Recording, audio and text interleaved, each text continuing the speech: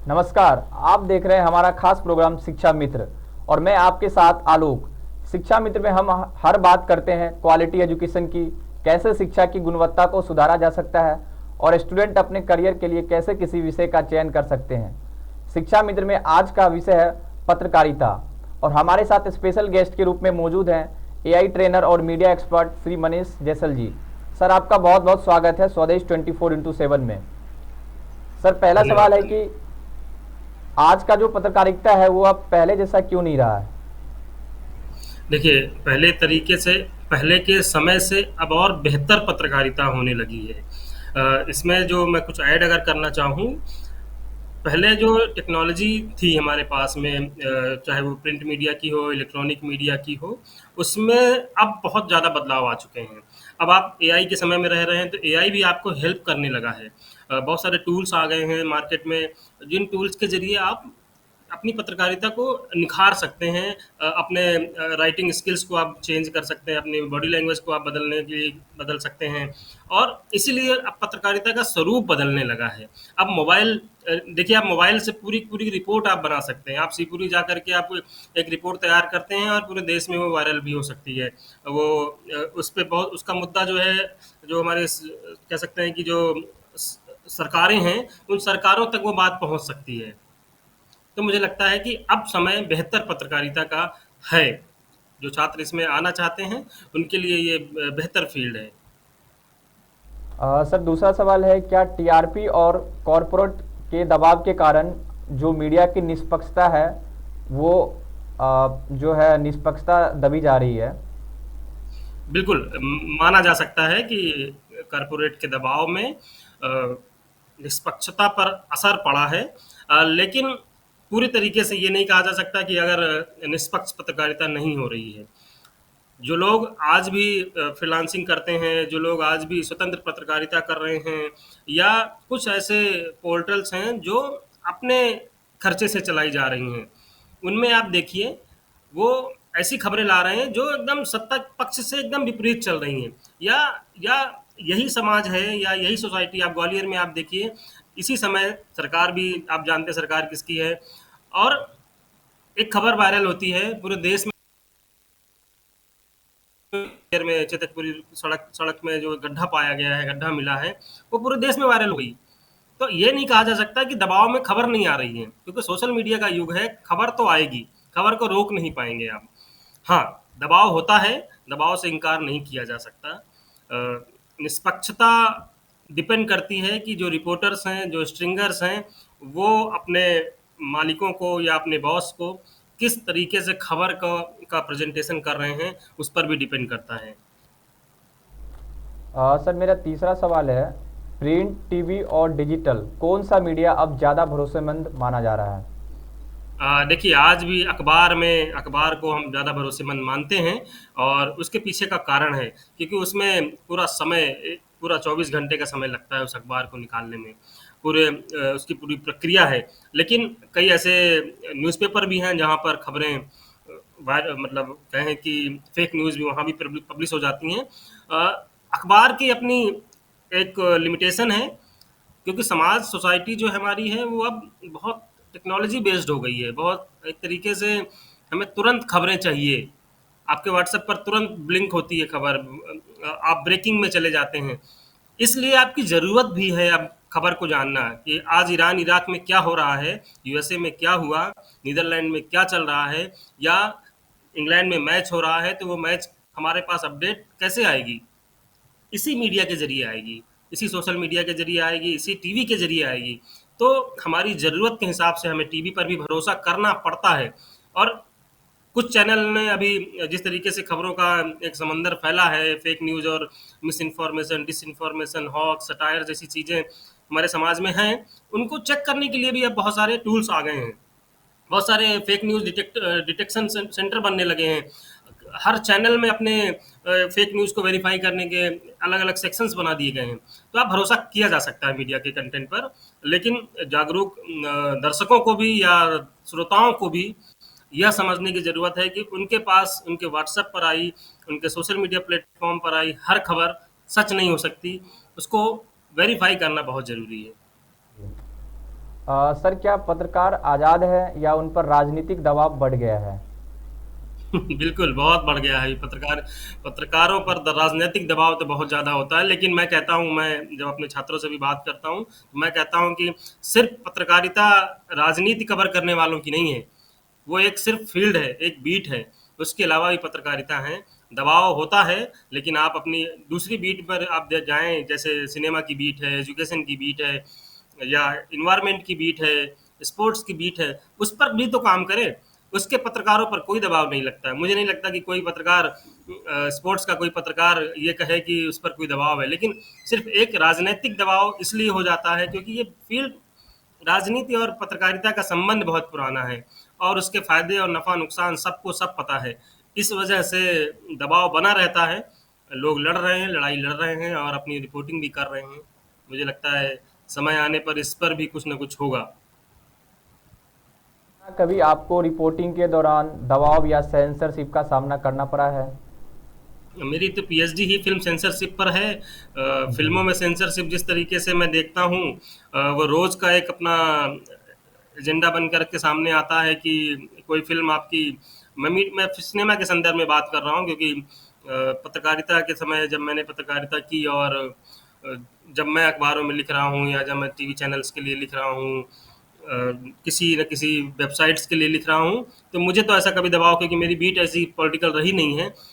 मैं हमेशा स्पोर्ट्स और सिनेमा और इस तरीके की चीज़ें लिखता हूँ, इंटरटेनमेंट कार्य को मैं फॉलो करता हूँ। लेकिन जब मैं फिल्म सेंसरशिप को देखता हूँ तो वहाँ भी राजनीतिक दबाव है। लेकिन वहाँ एक चीज़ बहुत अच्छी है कि क्रिएटिव डायरेक्टर अगर है, क्रिएटिव राइटर अगर है, तो वो अपनी बात को इन्हीं मानदंडों के अकॉर्डिंग ढाल करके वो अपनी बात कह देता है। बहुत सारी फिल्में हैं, बहुत सारे वेब सीरीज हैं जो अपनी बात कह जाती हैं, और आप और सेंसर बोर्ड और इस तरीके की चीज़ें देखते रह जाते हैं, वहाँ से अप्रूवल भी मिल जाता है। यही चाहिए, यही क्रिएटिविटी आज के समय की सबसे बड़ी ज़रूरत हो गई है। जी। इसके साथ पत्रकारिता करेंगे, इसके साथ फ़िल्म मेकिंग करेंगे, इसके साथ में आप पीआर इंडस्ट्री में जाएँगे, तो आपको बेहतर रिज़ल्ट भी मिलेंगे, और आप अपनी बात जो आप रखना चाहते थे, वो आप रख भी पाएँगे। संकट है, दबाव होता है, लेकिन दबाव से सर, ग्रामीण पत्रकारिता की स्थिति आज कैसी है? जी। सर, ग्रामीण पत्रकारिता की स्थिति आज कैसी है? बिल्कुल, बहुत बुरे हालात में हैं ग्रामीण पत्रकार। स्ट्रिंगर कहते हैं उन पत्रकारों को जो दूर-दराज से अपनी खबरें भेजते हैं, और पत्रकारिता के संस्थानों को भी इस ओर ध्यान देना चाहिए कि हम ग्रामीण पत्रकार क्यों नहीं बना पा रहे हैं। पत्रकारों का मतलब हो गया है कि वो मेट्रो सिटीज़ में जाकर के पत्रकारिता करें, उनके पास में एक बड़ी गाड़ी हो, उनके पास में अच्छा फ़ोन हो, अच्छा एक तरीके से अच्छी ज़िंदगी वो जी रहे हों। लेकिन वहीं ग्रामीण पत्रकार, मैं एक खबर का अगर ज़िक्र करूँ कि कालाहांडी में एक खबर आती है कि 10 किलोमीटर तक या 8 किलोमीटर तक वो उड़ीसा के रास्ते से एक मृत शरीर को ले जा कर के वो लेके आ रही थी, उनके परिजन लेके आ रहे थे। वो खबर एक स्ट्रिंगर ने ही किसी बड़े चैनल को दी थी, या अपने चैनल में उसने दी, और वो पूरे देश में वायरल हुई। तो जो दम भरने वाले मीडिया है, जो ये कहता है कि हम बहुत तेज हैं, हम बहुत फास्ट हैं, हम नंबर वन हैं, हम इसमें आंकड़े में ये है वो है, उनके लिए वो सबक है कि आप इतने सब कुछ आगे होते हुए भी, इतना टेक्नोलॉजी में आगे होते हुए भी, वो खबर आप खुद क्रैक नहीं कर पा रहे हैं, आप उस खबर पर अपना मत नहीं रख पा रहे हैं, वो खबर आप अपनी दे नहीं पा रहे हैं सोसाइटी को। तो मुझे लगता है कि सोचने और समझने वाली बात है। आपको समझना होगा कि उस छोटी सी जगह पर गांव का पत्रकार जो खबर आपको दे रहा है, वो नेशनल मीडिया की हेडलाइन बन जाती है, प्राइम टाइम पर चल जाती है, लेकिन वहाँ आपके रिपोर्टर, जो आप इतना बड़ा पूरा का पूरा स्ट्रक्चर है आपका, वहाँ के लोग ऐसा क्यों नहीं कर पाते हैं? मुझे लगता है ज़मीनी पत्रकारिता की कमी देश में होने लगी है, या हो चुकी है, ये बात सही है। लेकिन कुछ ऐसे पत्रकारों को मैं जानता हूँ, जो बुंदेलखंड में काम कर रहे हैं, जो नर्मदा के किनारे काम कर रहे हैं, जो शिवपुरी में टीवी के मरीजों से बात कर रहे हैं, लगातार उन गाँवों को घूम-घूम करके रिपोर्ट पेश करते हैं। और कुछ चैनल, या कुछ चैनल की बात नहीं, लेकिन कुछ वेबसाइट्स ऐसी हैं जो वाक़ई में ऐसी पत्रकारिता, ग्राउंड रिपोर्टिंग कर रहे हैं, जो खबरें वाक़ई में समाज के लिए हैं। उन पर हमें गौर करना चाहिए, और मुझे लगता है कि इसके लिए थोड़ा-सा पाठक वर्ग भी थोड़ा-सा ज़िम्मेदार है या दर्शक वर्ग भी ज़िम्मेदार है। उसको भी वही खबरें चाहिए जो खबरें जिनमें मसाला हो।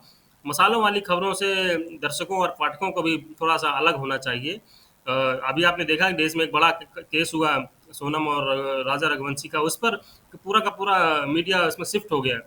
लेकिन मुझे लगता है कि उसके अलावा भी बहुत सारे लोगों की मौत हो गई है, बहुत सारे लोग मारे जा रहे हैं, वो गाँव की खबरें गायब हैं। मुझे लगता है कि इस पर ध्यान देना चाहिए, खासकर मीडिया एजुकेशन से जुड़े सेक्टर्स को, जो या मीडिया एजुकेशन के संस्थानों को, कि वो अपने जो छात्र हैं उनको किस तरीके की शिक्षा दे रहे हैं और किस तरीके से एक नैतिक मूल्यों के साथ में या मानवीय मूल्यों के साथ में पत्रकार बनाना सिखा रहे हैं या नहीं सिखा रहे हैं, क्योंकि ये पूरा मामला मानवीयता का है। सर, क्या आज की जो पत्रकारिता है खबरों से ज़्यादा राय बनाती है? बिल्कुल, ओपिनियन मेकिंग हो पत्रकार हो गए, पूरी मीडिया हो गई है। हम अपनी राय देने से बचना चाहिए, लेकिन बच नहीं पाते हैं। हमारा एजेंडा कहीं न कहीं हमारे सामने आ जाता है। हम हम अपनी बात रखते-रखते हम इतना प्रभावित भी करने लगते हैं ऑडियंस को कि आप यही सच मानें। आप देखिए कि 2000 की नोट में चिप लगा है, वो खबर फर्जी खबर चली और लोगों के ज़हन में आज भी वो चीज़ ताज़ा है। या ऐसी बहुत सारी खबरें टीवी चैनल में चल जाती हैं, जो खबरें फ़ेक होती हैं। और और वो राय बना देती हैं कि ऐसा ही हो रहा होगा। महिलाओं से जुड़े मुद्दे में हम मान लेते हैं कि अगर किसी लड़की का बलात्कार हुआ है तो हमारे समाज में ऐसी खबर आती है, समाज में ऐसे लोग सोचने लगते हैं, उनके मन में आ जाता है कि लड़की की गलती तो नहीं है कहीं। कहीं न कहीं सोसाइटी में तो था ही, लेकिन मीडिया ने भी इसको प्रसारित किया है। मैं जब मीडिया की बात कर रहा हूँ तो उसमें सारे मीडियम्स हैं, सिनेमा भी है, टीवी भी है, अखबार भी हैं, रेडियो भी है, उन सब की बात कर रहा हूँ। तो है, ये राय बनाने का कॉन्सेप्ट है, मीडिया को व्यूज़ देने से बचना चाहिए, मीडिया को सिर्फ़ और सिर्फ़ इन्फॉर्मेशन का मीडियम बनना चाहिए। ब्रेकिंग न्यूज की होड़ क्या खबरों की गहराई खत्म कर रही है? जी, फिर से सवाल? आ, ब्रेकिंग न्यूज की होड़ है क्या खबरों की गहराई को खत्म कर रही है? देखिए, ब्रेकिंग न्यूज़ ज़रूरत भी है समय की, क्योंकि ब्रेकिंग न्यूज़ अगर मिलेगी नहीं तो लोग इंटरेस्ट नहीं लेंगे। नए ज़माने के साथ में चलना भी पड़ेगा। मैं ये नहीं कहता कि ब्रेकिंग न्यूज़ खराब है, लेकिन ब्रेकिंग न्यूज़ के चक्कर में जो हम उसकी उसकी जो विश्वसनीयता है वो कहीं खो दे रहे हैं। उसमें निष्पक्षता जो है वो कहीं न कहीं कम हो रही है। और मैं मानता हूँ कि अगर ब्रेकिंग न्यूज़ आप दे भी रहे हैं तो उतनी दें जितने की ज़रूरत है। आप टाइम लें, और टाइम लेने के बाद आप उसको उसको एक्सप्लेन करें, उसका फ़ॉलो अप करें। अखबार इसीलिए अच्छा मीडियम इसलिए माना जाता है, इतना भरोसेमंद इसलिए माना जाता है, और उससे भी अच्छा रेडियो मीडियम है। वो इतना बेहतरीन माना जाता है क्योंकि उसमें टाइम लगता है, और वो टाइम के बाद अगले दिन जब खबर आती है, अगले दिन कोई न्यूज़ आती है, अगले दिन कोई रेडियो पर हम बुलेटिन सुनते हैं, उसमें सारी बातें अप्रूव्ड होकर के आती हैं। लेकिन समय जैसा तेज़ी का समय है, तो तेज़ चलते हुए हम कई बार जब हम तेज़ चलेंगे और तो लड़खड़ा कर जैसे गिर जाते हैं ना। एक बच्चे का जीवन देखिए कि वो छोटा बच्चा जब पैर के बल चलता है, घुटनों से चलता है, तो वो चलते-चलते ही सीखता है। अगर उसने जल्दी चलना सीख लिया या तेज़ चलना सीख गया तो ज़ाहिर-सी बात है वो गिरेगा। तो कई ऐसे मीडिया हाउस हैं, वो गिरे भी, उनका अपना नाम भी खराब, तो होना चाहिए ऐसा। मीडिया पत्रकारिता का भविष्य है या खतरा है? बिल्कुल, पत्रकारिता का भविष्य हमेशा रहेगा। जब टीवी अपने उफ़ान के दौर में था, तब जब अखबार अपने उफ़ान के दौर में थे, तब टीवी आया तो लोगों ने कहा कि टीवी आने से अखबार बंद हो जाएँगे। ऐसा नहीं हुआ। टीवी आई, टीवी के बाद मोबाइल आया, मोबाइल आने से कहा गया कि टीवी बंद हो जाएगा। मोबाइल भी आ गए, अब एआई आ गया है, तो एआई से भी कह रहे हैं कि लोग मानते हैं कि एआई भी मीडिया में कैरियर और मीडिया को ख़त्म कर देगा। ऐसा नहीं है। टेक्नोलॉजी आती है, उसको समय लगता है अपने पैर पसारने में। जब वो पैर पसार लेती है, तो हम उसके साथ में चलना भी सीख जाते हैं। मीडिया का भविष्य एकदम बहुत उज्ज्वल है। मीडिया में आने वाले छात्रों को अब विस्तारित क्षेत्र मिलने लगा है। अब आप सिर्फ़ न्यूज़ चैनल में या न्यूज़ अखबारों में या सिर्फ़ रेडियो में नौकरी नहीं कर सकते हैं।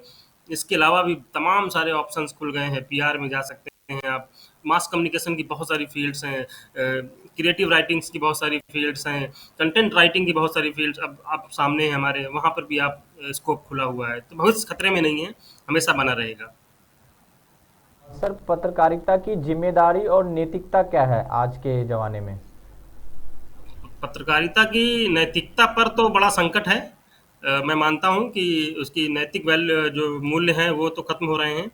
धीरे धीरे ही सही, लेकिन विश्वसनीयता बनाने के लिए हम जैसे पत्रकारों को, नए न्यूज़ चैनल्स को, अपने पत्रकारों को बहुत सारी ट्रेनिंग्स देनी होगी, उनमें मानवीय मूल्य भरने होंगे, संवैधानिक मूल्य भरने होंगे। और मुझे लगता है कि जब जब आप अपनी रिपोर्टिंग करें तो आप उस आखिरी व्यक्ति को याद कर लें कि जहां आपकी ये रिपोर्ट अब वो देखेगा और उसके फायदे का क्या है। आप ये समझें कि जब आप कोई रिपोर्ट बना रहे हो या जब कोई पत्र अखबार लिख रहे हैं, अखबार में न्यूज़ लिख रहे हो, तब आप याद करें कि मेरी इस खबर का उस व्यक्ति पर क्या असर पड़ेगा जो समाज से कटा हुआ है, जो निचले स्तर पर है, जो गरीबी रेखा से नीचे है, जो कह सकते हैं कि बहुत निचले तबके का व्यक्ति है, उस पर इस खबर का क्या असर पड़ेगा। आपको एहसास हो जाएगा कि मैं जो खबर लिख रहा हूँ उसके लायक नहीं है। जब वो उसके लायक नहीं है तो आपको नहीं लिखना चाहिए, सोचना चाहिए कि हम पीआर एजेंट बन के रह गए हैं। वो फील्ड अलग है, वो पीआर एजेंट की फील्ड है, उसके लिए अलग ऑप्शन है, उसमें आप जाइए। तो मुझे लगता है कि ये चीज़ें ध्यान में रखनी चाहिए एक पत्रकार को, जिससे नैतिक मूल्य, नैतिकता के साथ में पत्रकारिता हो सकेगी। फेक न्यूज और ट्रोलिंग के इस दौर में पत्रकारों की जिम्मेदारी क्या है? ट्रोलिंग के दौर में ट्रोलिंग तो बहुत सारे सोशल मीडिया के पत्रकार ही करते हैं, जो सोशल मीडिया पर पत्रकारिता कर रहे हैं। वैसे सोशल मीडिया के पत्रकारों को मैं पत्रकार मानता नहीं हूँ, लेकिन अगर आप फिर भी उन्हें पत्रकार की श्रेणी में रख रहे हैं, सिटीजन जर्नलिज्म की श्रेणी में रख भी रहे हैं, तो उनके अंदर नैतिक मूल्यों की कमी है, क्योंकि उनको पता नहीं है कि उनकी खबर कहाँ क्या असर डालेगी। आप देखिए कि देश भर में कितने सारे ऐसे केस हुए जो सिर्फ फेक न्यूज़ की वजह से फैल गए। और जब पता चला कि ये फेक न्यूज़ थी और उसका असर, तो पहले ही भीड़ ने उसको मॉब लिंचिंग कर दी। जब मॉब लिंचिंग हो गई, उसका असर पड़ गया, तब खबर पता चल रही है कि ये खबर फेक थी। उसका कोई बाद में कुछ मतलब निकलता नहीं है, क्योंकि लोगों की जानें तो चली ही गई ना, लोगों ने उनकी लिंचिंग तो कर ही दी। ऐसे में पत्रकारों को समझना होगा कि ट्रोल, आपका किया हुआ ट्रोल या किसी सोसाइटी का किया हुआ ट्रोल समाज पर ही असर डालता है, और वो समाज आपसे ही बनता है। इसलिए आप जो कंटेंट क्रिएट कर रहे हैं, ट्रोल कर रहे हैं, उससे आप अगर आज नहीं तो कल आप खुद भी प्रभावित होंगे। और ये प्रभाव, ये मत सोचिए कि आपसे आप नहीं कर पाएंगे, हमारी सोसाइटी में असर नहीं पड़ रहा है। अगर वो मुस्लिमों में पड़ रहा है तो जाहिर सी बात है उसका असर हिंदुओं में भी पड़ेगा, क्रिश्चियन में भी पड़ेगा, पारसियों में भी पड़ेगा, और इससे कोई बच नहीं पाएगा। युवाल नोआ हरारी बताते हैं कि हम सूचनाओं के दौर में हैं, हम इन सूचनाओं के दौर से बच के बाहर नहीं जा सकते। अब मशीन बताएगी हमें मैं मनुष्य कितना बेहतर है। इसलिए आपको समझना होगा कि अब वो दौर नहीं बचा कि आप करके निकल जाएंगे तो आप बच जाएंगे, उसका असर आपके समाज पर भी पड़ जाएगा। सर, क्या मीडिया को आत्ममंथन की जरूरत है? बिल्कुल बिल्कुल जरूरत है आत्ममंथन की। और आत्ममंथन ही नहीं, आत्मचिंतन की भी जरूरत है, कि वो समझें कि हम किस चिंता में हैं, हम समाज किस चिंता में गुजर रहा है। समाज की चिंता कुछ और है, मीडिया चिंता अपने कारपोरेट को बढ़ाने की कर रहा है।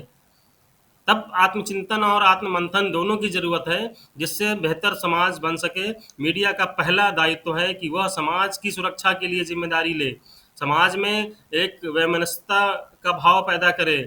एक तरीके से वो संविधान की जो प्रस्तावना है, क्योंकि लोकतंत्र का चौथा खंभा है मीडिया, ऐसे में वो संविधान की प्रस्तावना में जो वर्ड लिखे हुए हैं, शब्द लिखे हुए हैं, मानवीय मूल्य लिखे हुए हैं, उनको ध्यान में रख करके मीडिया आगे बढ़े, तब वो आत्मचिंतन और आत्ममंथन दोनों हो सकेगा।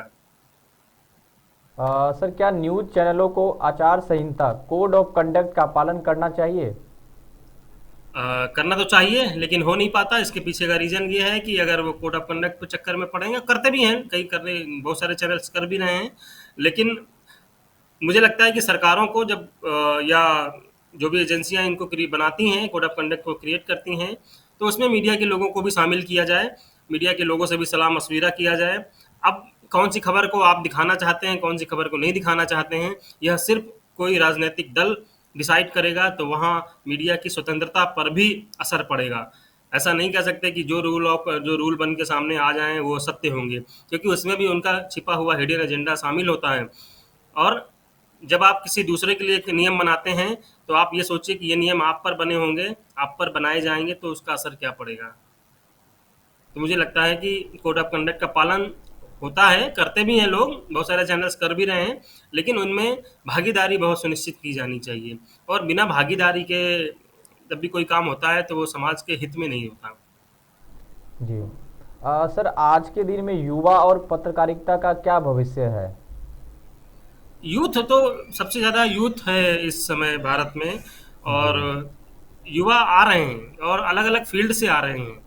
ऐसे में जब आप देखें कि यूथ पत्रकारिता में आकर के काम कर रहा है, तो उसका असर ये हो रहा है कि अब वैसी ही खबरें आ रही हैं, यूथ ओरिएंटेड खबरें भी आ रही हैं। यूथ जैसी सोच रखता है, वैसा वो अपने आप को जोड़ कनेक्ट कर करके सामने रख सकता है।